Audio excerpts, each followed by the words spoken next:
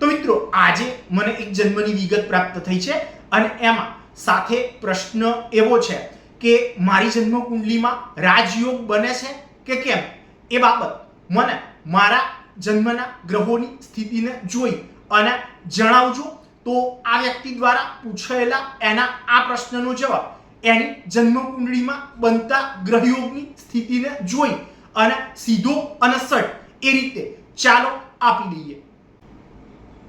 તો આ બાબત જાણવા હેતુ પારાશર હોરાશાસ્ત્ર આ ગ્રંથના વર્ણન મુજબ જો જોઈએ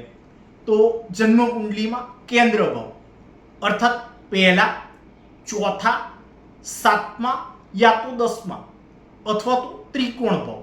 અર્થાત પાંચમા કે નવમા આ ભાવમાં જે રાશિ આવતી હોય એ રાશિના સ્વામી થતા ગ્રહો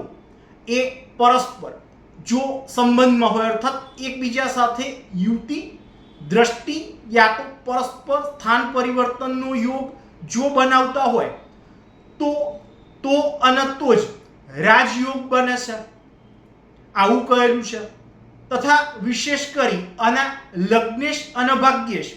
લગ્નેશ અને કર્મેશ તથા લગ્નેશ અને લાભેશ એની યુતિ, દ્રષ્ટિ કે પરિવર્તન એનો યોગ જો બનતો હોય તો આવો યોગ જે છે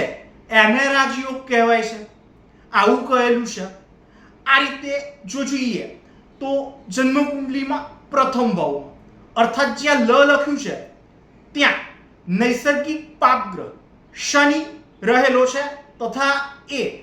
પોતાની ઉચ્ચની રાશિ 11 અર્થાત કુંભ રાશિમાં રહી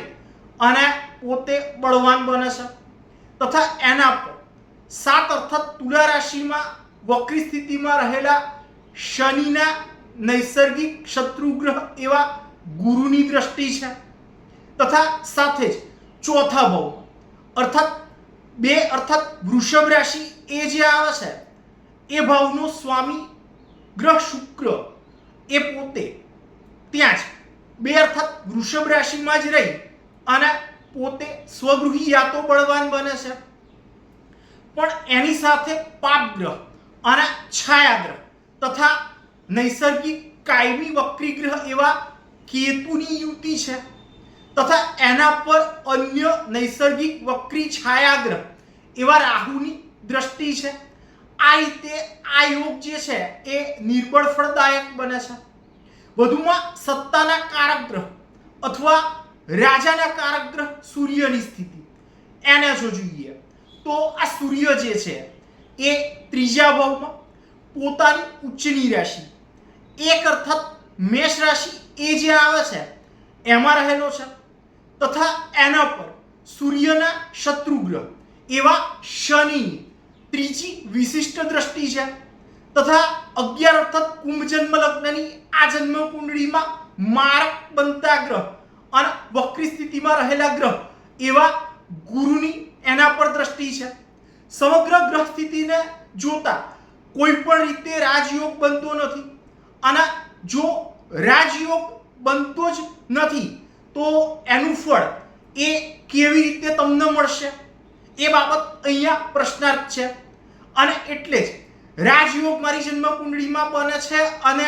એટલે રાજાશાહી ઠાઠ વાળું જીવન એ મને પ્રાપ્ત થશે। મારું જીવન અતિશય સુખી હશે અથવા સુખી જશે એવા ખોટા ભ્રમમાં તમારે ના જ જીવવું નહીં તો પછીથી